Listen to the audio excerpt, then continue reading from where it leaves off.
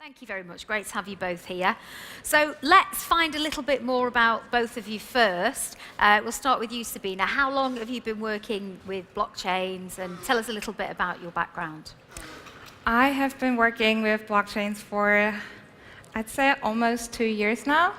I got interested in blockchain like in the end of my master's studies, and then I was looking for a PhD program that would bring that into into my research. So I found this PhD in financial technology at the University of Cape Town, where I'm working on privacy in decentralized and distributed systems. Wow. And out of this research, so far I've been working on 2 papers, and both papers kind of ended into the founding of a company.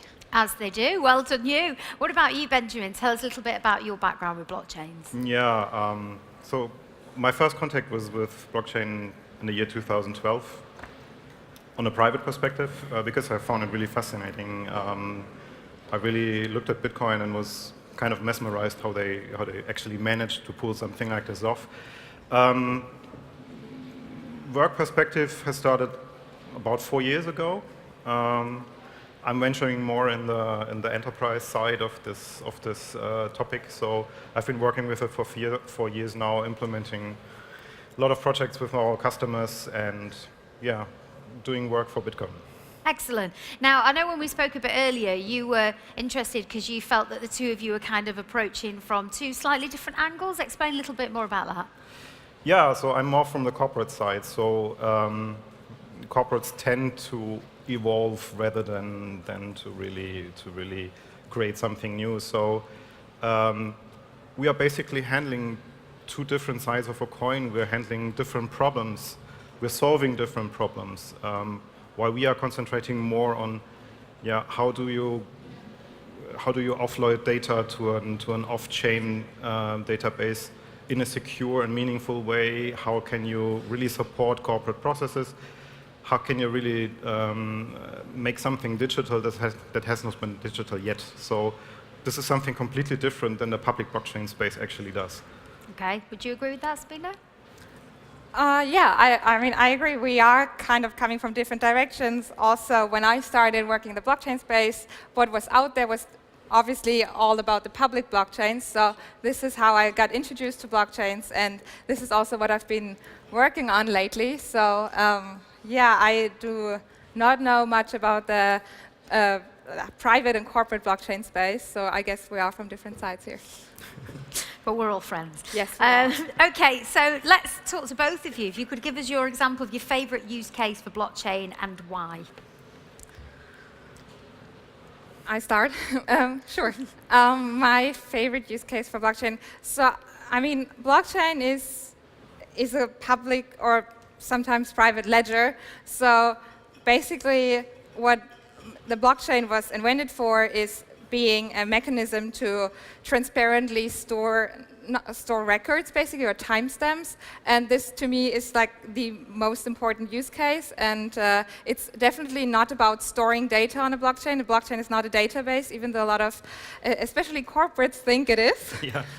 But this is not the use case the blockchain was invented for. So yeah, my use case is definitely timestamping. Okay, and you, Benjamin? Yeah. Favorite use case? The interesting thing is the most used in corporates is also timestamping. Is it?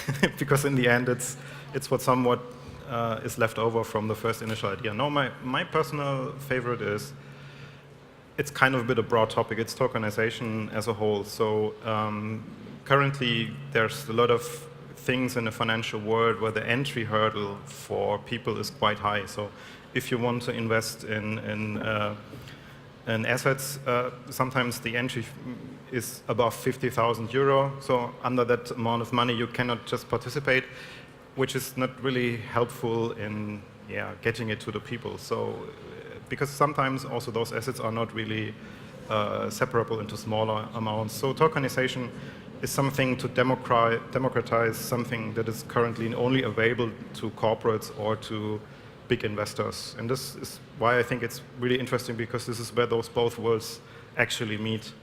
Because you need to have the corporate side, regulatory things, things regarding laws, changing laws. and also the thing where public blockchain actually is really good in opening it up to the masses.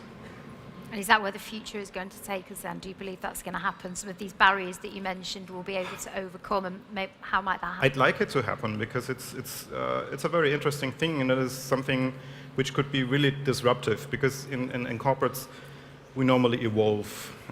We create, if we talk about new business models, then it's mostly something that's slightly different from the current business model. And we also mostly talk about optimization. And this is something where a really disruptive potential comes in, because you can now, with this kind of technology, you can automate things for people on a level that was only available to corporates up until now. So I would really like to see that, yeah. Yeah? Any thoughts to share on that, Sabine?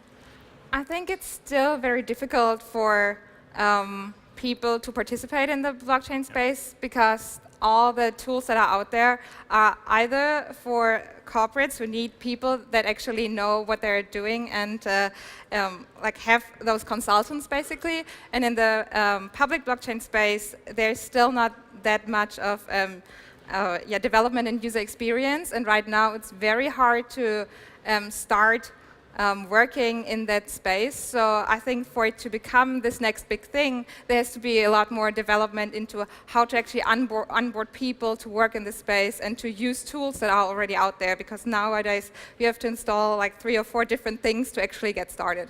Of course. Okay, well, talking about the future, because that's ultimately why we're here, and I know we've not got an awful lot of time. Will future applications be built on already existing blockchains, or do you think we're going to need completely new ones?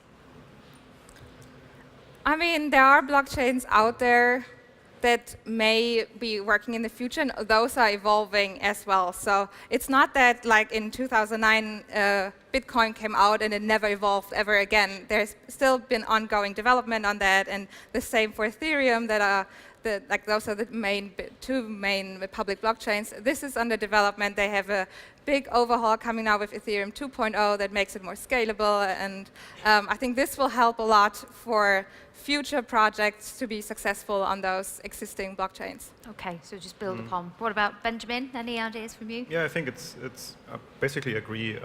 In the public space, the blockchains that are currently there are, for the things we do with them, already pretty good.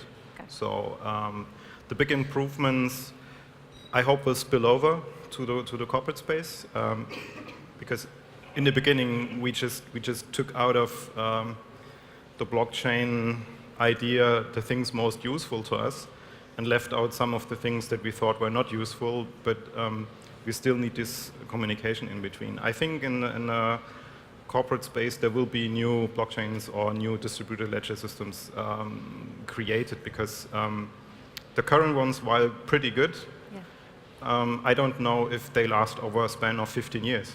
Okay. 15 years is a long time, and I think it will take a lot of time until we're at that point where it's just usable for everybody, when the term blockchain actually disappears and we're talking about what it does and not what it is. Okay, yeah.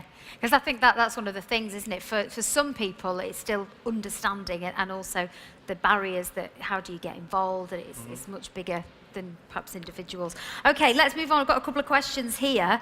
What is a consensus algorithm? Maybe you could shed some light on that one, Sabine. Sure. So a consensus algorithm is a mathematical way to agree on a current state within the blockchain. Okay. Yeah. That's pretty much it. Pretty much it. Yeah.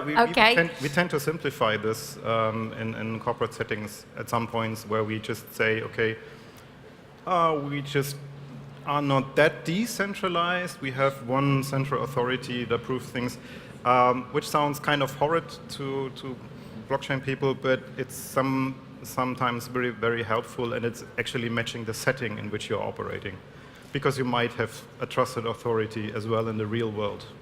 So why not use it? Absolutely. What are the pros and cons then of the different consensus mechanisms? Is that something you can talk to us about? Sure. Some are faster and some are slower, for example. So the main big ones right now are proof of work and proof of stake.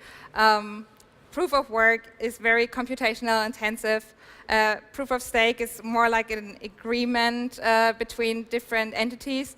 It does not use as much computational power, and then reduces the power consumption, which is one of the main critical points about blockchains right now.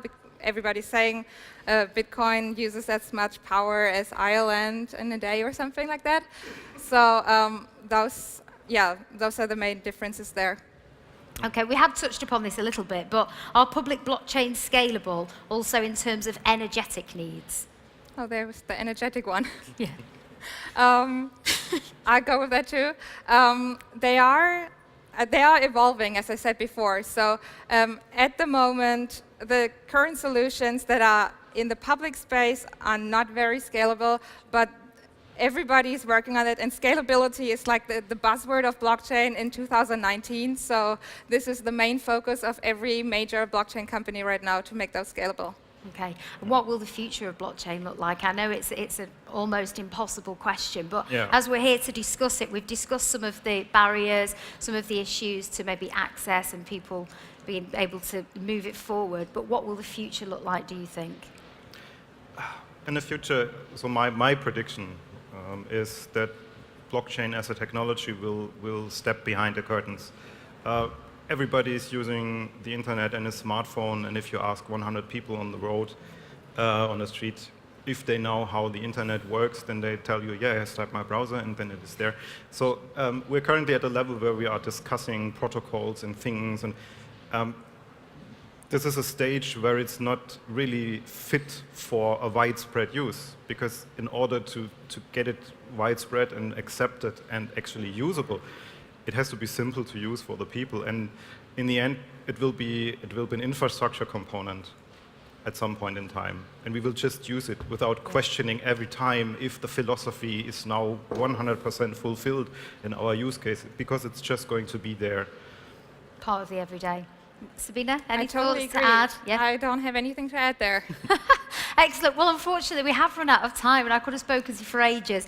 I know that, Benjamin, you've got to run off, haven't you, to the innovation area now, where you are about to unveil the results of the Bitkom blockchain study. So we'll let you go if you want to leave us. And Sabine, you're going to be available for even more questions, because I know we didn't really get to scratch the surface there for most of you in the Meet the Speakers area. Thank you very much for your time, both of you. And sorry to come to such an abrupt ending. You're very welcome to go. Thank you, everybody.